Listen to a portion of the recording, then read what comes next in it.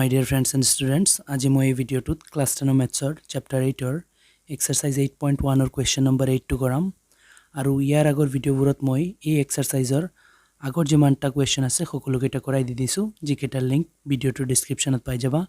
চাই লবা আৰু ইয়াৰ আগতো বহুতো কেইটা চ্যাপ্টাৰ কৰোৱাই দিয়া হৈ গৈছে তোমালোকে লিংক ভিডিওৰ ডেসক্ৰিপচনত পাই যাবা চাই লবা এতিয়া হা কোৱেশ্চনটো ষ্টাৰ্ট কৰো সো কোৱেশ্চনে কি কৈছে যদি 3 cot a equal 4 তেন্তে 1 minus 10 square a divided by 1 plus 10 square a equal cos square a minus sin square a হবনে নহয় পৰীক্ষা কৰা সোয়া কোৱেশ্চনে কৈছে কি যদি এইটো হয় মানে 3 cot a equal 4 হয় তেন্তে আমি চেক কৰিব লাগে যে এইখিনি আৰু এইখিনি ইকুৱেল নেকি তেনলে এই ৰিলেশন যেটো দিয়া আছে ইয়াৰ পৰা আমি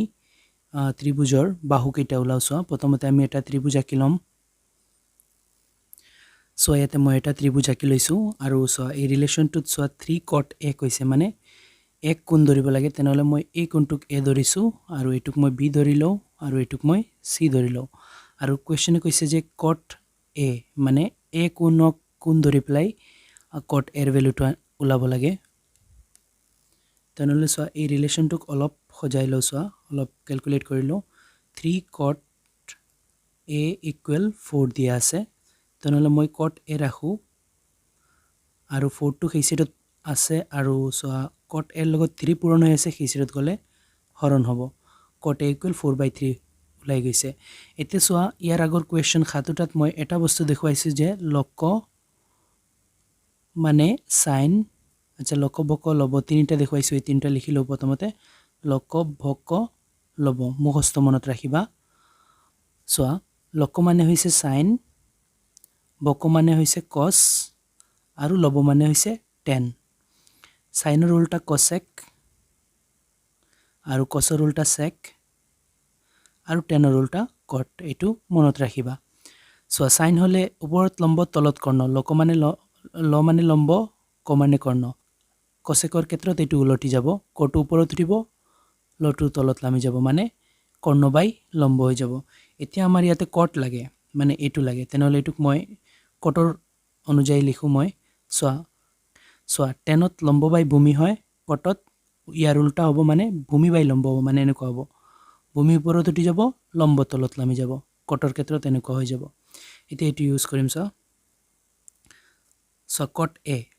a মানে এটো কোণ তেনলে এটো কোণক ধৰিলে ভূমি কোণটো হ'ব ভূমি তলৰটো হ'ব ভূমিক বদি লিখিছো আৰু লম্ব ইয়াৰ অপোজিট কোণটো হ'ব লম্বক ল দি লিখিছো এটু কোণৰ ক্ষেত্ৰত কৰ্ণ এটু হৈ যাব এতিয়া সো ইয়াতে cot আছে cot হলে কি হয় ভূমি বাই লম্ব মই ইতিমধ্যে বুজাই আইছো তেনলে ভূমি ওপৰত থাকে কটত লম্ব তলত তেনলে ইয়াতে ভূমি কোণটো ab তেনলে ভূমি ওপৰত মানে ab ওপৰত আৰু সো লম্ব তলত তেনলে লম্বটো এই কোণৰ ক্ষেত্ৰত লম্ব হৈছে bc তেনলে bc লিখি দিছো ইকুৱেল 4/3 এতিয়া সো ab ৰ ইকুৱেলত 4 আছে মানে ab ৰ ভ্যালু হৈছে 4 আৰু BC ৰ ইকুৱেলত 3 আছে মানে BC ৰ ভ্যালু হৈছে 3 এতিয়া আমাৰ কৰ্ণও লাগিব ভূমি আৰু লম্ব পাইছো কৰ্ণ লাগিব তেনলে কৰ্ণটো আমি পাইথাগোৰাছৰ সূত্ৰ ব্যৱহাৰ কৰি প্লাই উলাই লম সো দুটা বাহু দিয়া থাকিলে তৃতীয় বাহুটো আমি সমকোণৰ ক্ষেত্ৰত পাইথাগোৰাছৰ সূত্ৰ ব্যৱহাৰ কৰি প্লাই উলাও সো লিখি দিছো পাইথাগোৰাছৰ সূত্ৰ ব্যৱহাৰ কৰি পাও পাইথাগোৰাছৰ সূত্ৰটো হৈছে সোয়া কৰ্ণ স্কয়াৰ ইকুৱেল লম্ব স্কয়াৰ প্লাস ভূমি স্কয়াৰ মুখস্থ নাথাকিলে কৰি লবা এতিয়া সো ইয়াতে কৰ্ণ দিয়া নাই কৰ্ণৰ ঠাইত মই a আৰু c আছে যেতিয়া ac লিখি দিও a c স্কয়াৰ আছে স্কয়াৰ লিখি দিছো ইকুৱেল লম্ব দিয়া আছে 3 তেনলে লম্বৰ ঠাইত 3 লিখিছো আৰু ওপৰত স্কয়াৰ আছে স্কয়াৰ দি দিছো তাৰ পিছত প্লাস ভূমি স্কয়াৰ দিয়া আছে ভূমি আছে কিমান 4 তেনলে 4 ৰ ওপৰতো স্কয়াৰ হ'ব এতিয়া ক্যালকুলেট কৰিছো ac স্কয়াৰ ইকুৱেল 3 স্কয়াৰ মানে 9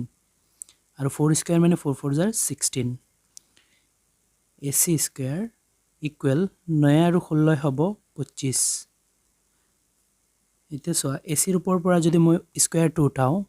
অপোজিট সাইডত যি আছে তাৰ ওপৰত গৈ প্লাই ৰুট ওভাৰ পৰিব সো এটো আমি জানো যে এটা সাইডৰ পৰা স্কয়াৰ উঠালে আনটো সাইডত ৰুট ওভাৰ দিব লাগে AC ইকুৱেল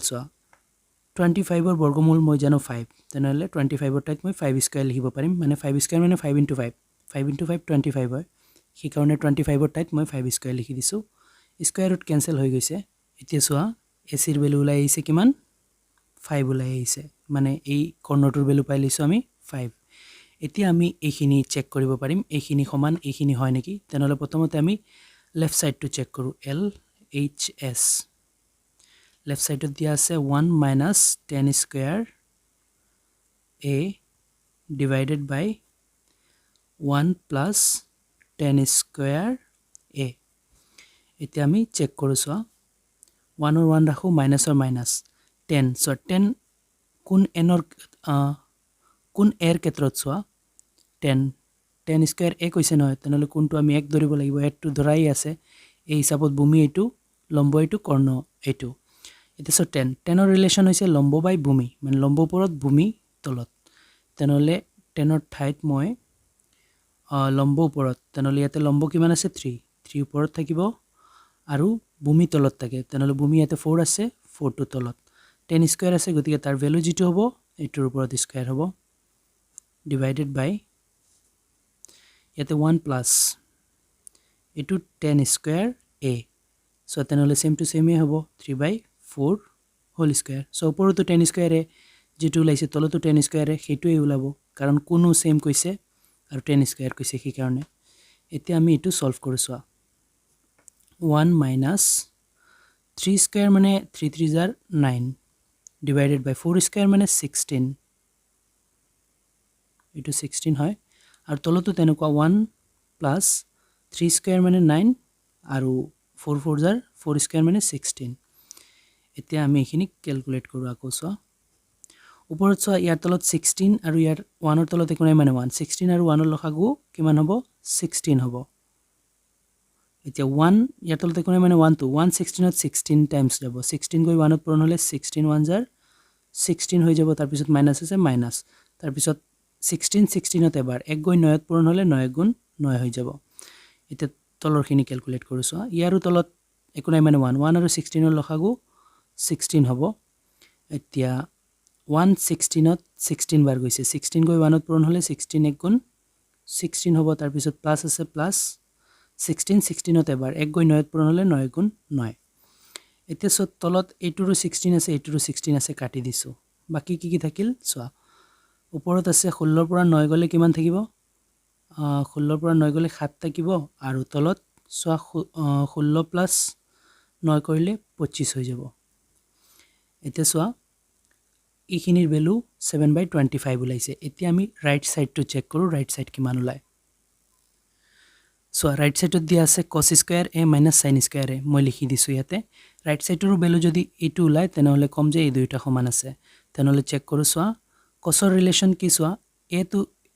দুইটাত এংগেল a দিয়া আছে মানে এইটোৰ ক্ষেত্ৰতে এইটোৰ ক্ষেত্ৰত ভূমিটো এইটোই হ'ব লম্ব এইটোই হ'ব কৰ্ণ এইটোই হ'ব এতে cos চোৱা cosৰ ৰিলেশন হৈছে ভূমি ওপৰত কৰ্ণ তলত তেনেহলে cosৰ ঠাইত মই ভূমি লিখো ওপৰত ভূমি 4 আৰু চোৱা cosত কৰ্ণ তলত তেনেহলে কৰ্ণ ইয়াতে ক দি লিখিছিলো আৰু কৰ্ণৰ ভ্যালু ওলাইছে 5 যেতিয়া 5 তলত আৰু চোৱা কৰ্ণ cos স্কয়াৰ আছে গতিকে ইয়াৰ ভ্যালুৰ ওপৰতো স্কয়াৰ হ'ব তাৰ পিছত মাইনাস sin স্কয়াৰ সাইনৰ ৰিলেশন হৈছে লম্ব বাই কৰ্ণ লম্ব ওপৰত কৰ্ণ তলত তেনেহলে লম্ব হৈছে 3 আৰু কৰ্ণ তলত হ'ব লাগে কৰ্ণ ইয়াতে আছে কিমান 5 সো ক দি কৰ্ণক লিখিছিলো আৰু ওপৰত স্কয়াৰ আছে যেতিয়া স্কয়াৰ দি দিও এতিয়া ক্যালকুলেট কৰো চোৱা 4 স্কয়াৰ মানে 16 আৰু 5 স্কয়াৰ মানে 25 পিছত মাইনাস আছে মাইনাস 3 স্কয়াৰ মানে 9 আৰু 5 স্কয়াৰ মানে 25 সো হোল স্কয়াৰ আছে গতিকে মই 3 কো স্কয়াৰ সলভ কৰিছো 5 ৰো স্কয়াৰ সলভ কৰিছো ইয়াতে তেনেকুৱা এতিয়া আমি এলসিএম লব লাগিব দুইটাৰ তলত 25 আছে 25 আৰু 25 ৰ এলসিএম 25 হল 25 25 ত এবাৰ 1 কৈ 16 ত পূৰণ হলে 16 1 গুণ 16 তাৰ পিছত মাইনাস 25 25 ত এবাৰ 1 গৈ 9 ত পূৰণ হলে 9 গুণ 9 এতিয়া চোৱা 16 ৰ পৰা 9 গলে কিমান থাকিব 7 থাকিব আৰু তলত আছে কিমান 25 এটো চোৱা এটো 7/25 ওলাইছে এটো 7/25 ওলাইছে মানে ইয়াৰ ভ্যালু যিমান ইয়াৰ ভ্যালু কিমান তেনেহলে আমি কৈ দিব পাৰিম এতেকে এটো আৰু এটো সমান কাৰণ দুইটাৰ ভ্যালু 7/25 ওলাইছে লিখি আছো চোৱা 1 minus 10 square